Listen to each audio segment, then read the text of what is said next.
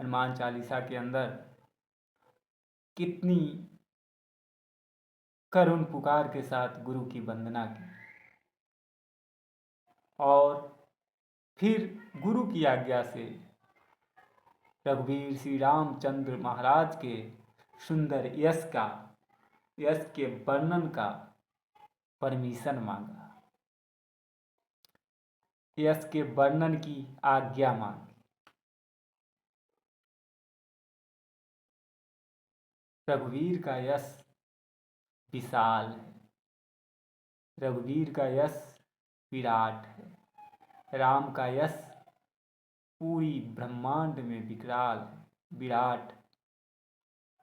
वो मर्यादा के प्रतिबिंब है, मर्यादा स्वरूप स्वयं पर ब्रह्म है।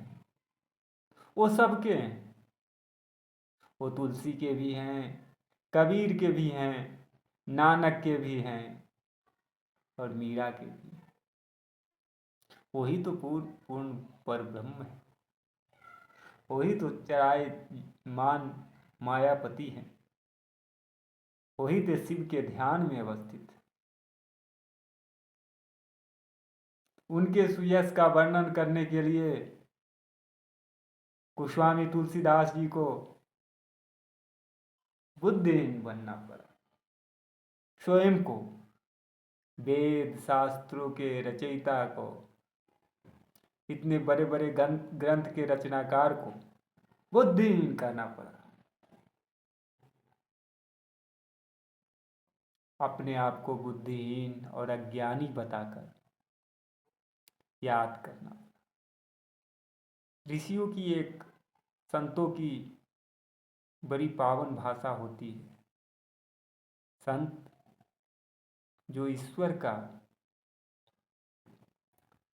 प्रतिरूप होता है, या यूँ कहें वो स्वयं ईश्वर का एक रूप ही होता है।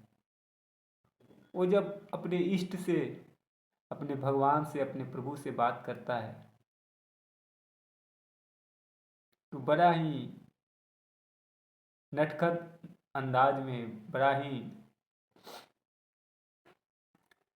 शिकायत भरे अंदाज में बात करता है। वैसे ही तुलसी बाबा सुमिरन कर रहे हैं। हमारे आपकी संस्कृति में बार बार सुमिरन सुमिरन शब्द आता है। इसी सुमिरन की बात हो रही है, इसी सिमरन की बात हो रही है।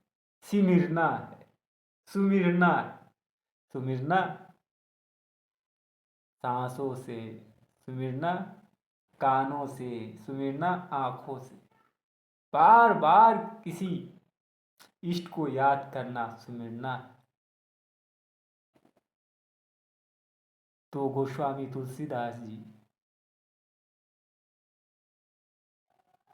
हनुमान जी महाराज का सुमिरन करते हैं। सुमिरो पवन कुमार, वो याद कर रहे हैं बजरंगबली जी महाराज को,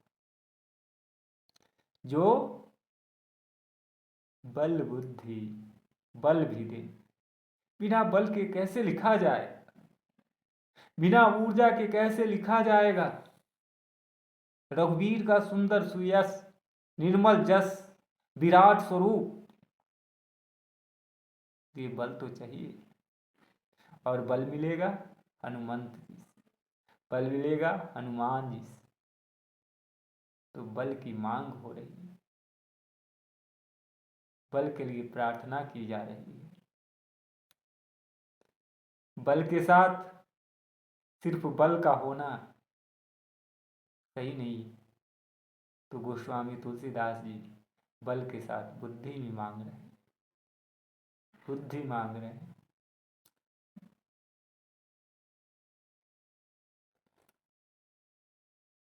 बल के साथ बुद्धि और विद्या की मांग हो रही है, कौशल की मांग हो रही है, कलम की लेखनी माँ सरस्वती की मांग हो रही है। माँ सरस्वती उस कलम में विराजमान हो जाए, इसकी मांग की जा रही है गोस्वामी तुलसीदास जी द्वारा।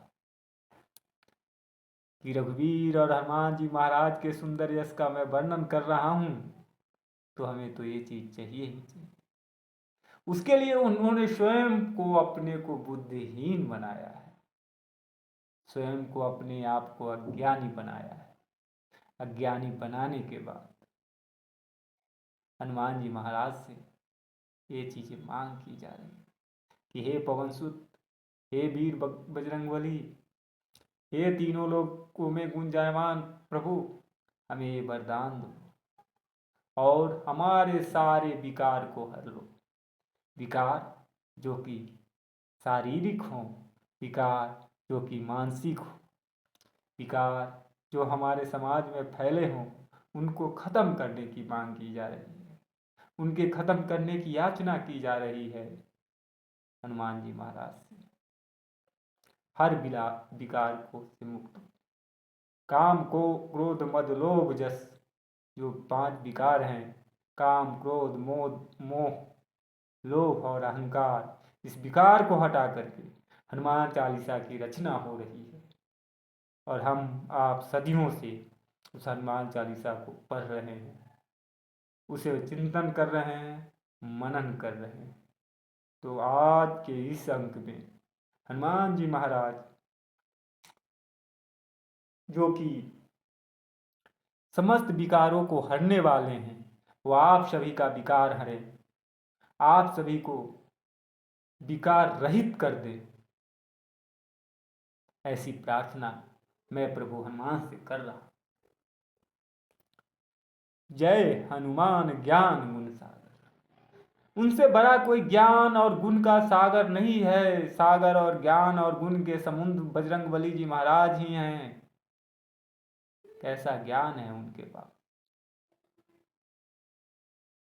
अपने सारे अभिमान को खत्म करके विभीषण जी महाराज के पास जा रहे हैं और बोल रहे, हे विभीषण जी महाराज, आप मेरे को इतना बड़ा संत बता रहे हो, मैं तो कोई बहुत बड़ा संत नहीं हूं। मेरा तो सुबह में जो नाम ले लेता है उसे आहार नहीं मिलता है। ये है ज्ञान और गुण के साथ अपने आप के विनयशीलता की चरम तक पहुंचाने वाले हनुमान जी महाराज, हमारे हनुमान जी सरकार। जय हनुमान ज्ञान गुण सागर। तो उनकी जय तो होनी ही। जो इतना विनयशील, जो इतना करुणा निधान होगा, उनकी तो जय होगी।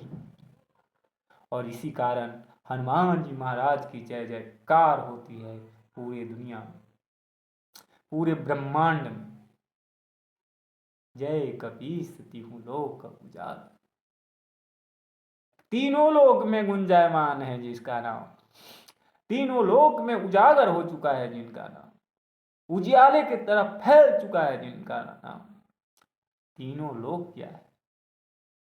आपके हमारे मन के अंदर, हृदय के अंदर, हमारे मन के अंदर भी 3 तरह के लोक हैं। तीनों लोक तो बाहर है ही, तीनों लोक हमारे अंदर में भी। सत्वलोक, तमोलोक, रजोलोक। जिससे स्वर्ग, नरक और पृथ्वी की कल्पना करते हैं। स्वर्ग लोक, पाताल लोक और पृथ्वी लोक। वैसे ही हमारे आपके मन के अंदर ये लोक बने हुए हैं। इन तीनों लोक के पार है बजरंगबली जी का। तो सतोगुण, तमोगुणी और रजोगुणी, तीनों गुणी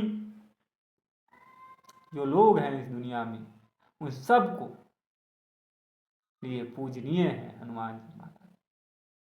और जो